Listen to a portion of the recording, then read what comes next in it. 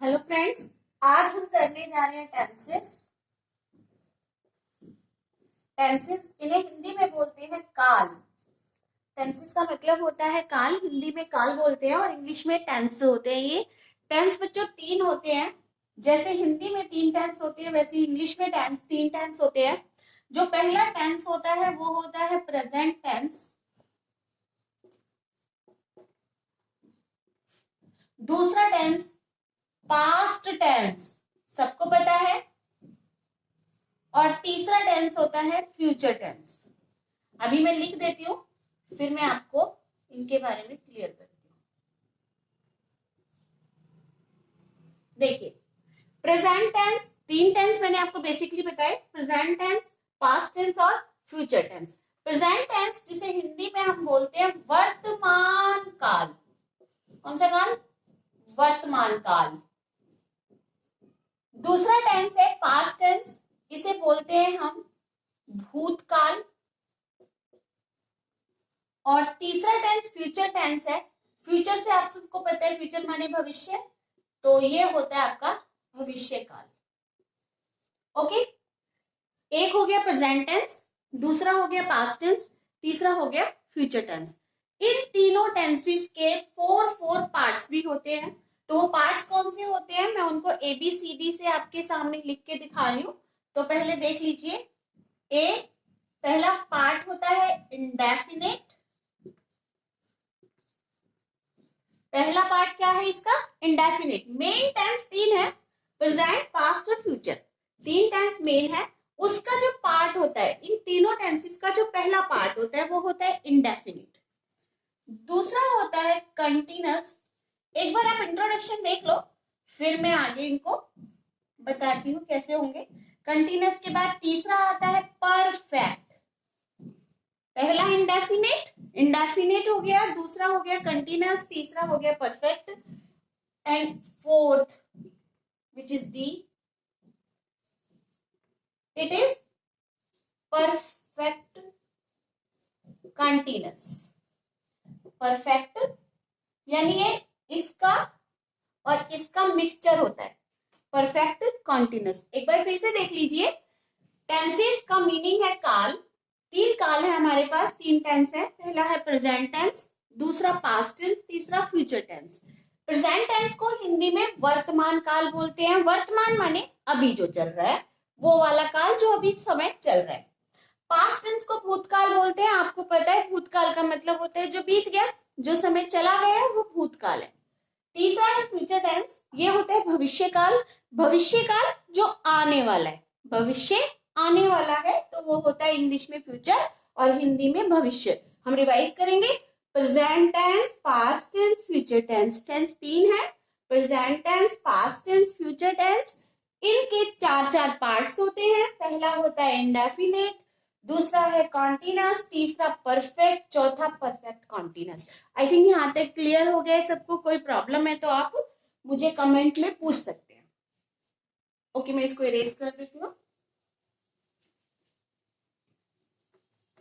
Accordingly हम जब tense करते हैं ना, तो हमें इसके पार्ट्स को उनके साथ अटैच करके पढ़ना होता है। अब ये क्या होता है, अब ध्यान से देखो। मैंने आपको पहला टेंस पढ़ाया प्रेजेंट टेंस। प्रेजेंट टेंस वही जो अब चल रहा है, जो इसको हिंदी में वर्तमान काल बोलते हैं, तो वो प्रेजेंट टेंस है। मैं प्रेजेंट टेंस के साथ सारे पार्ट्स को अटैच करूंगी तो एक नया टेंस बनेगा। कैसे बनेगा? पहला पार्ट क्या था, मैं यहाँ फिर से पार्ट्स लिख देती हूँ। Indefinite, continuous, perfect,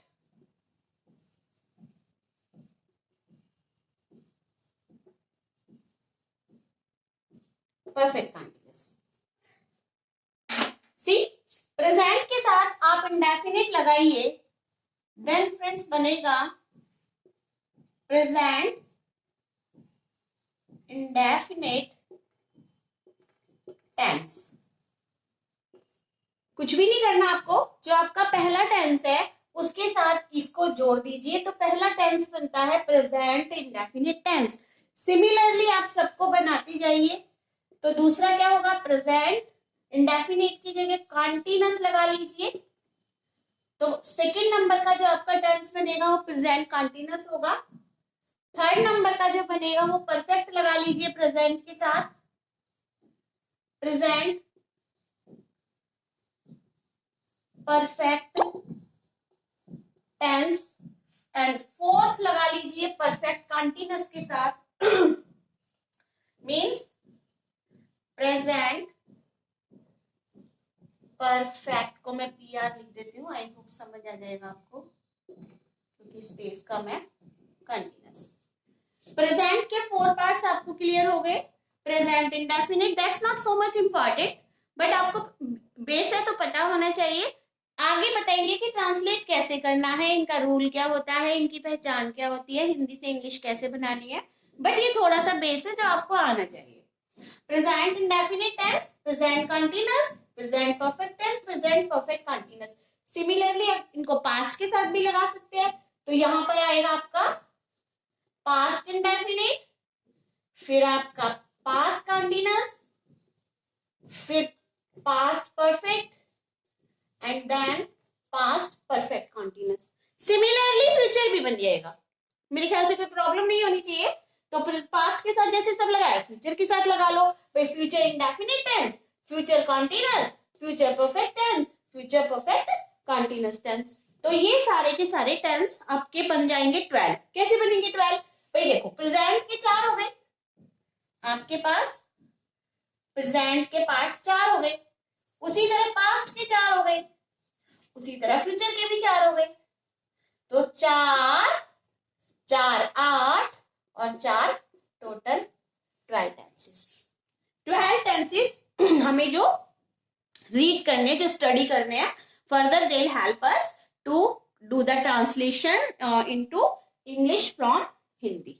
okay, I hope clear हो गया ये सब। इसके बाद हम टेंस स्टार्ट कर देते हैं। आज आपका इस वीडियो में एक ही टेंस हो पाएगा, तो बताइए जरा फर्स्ट टेंस कौन सा था?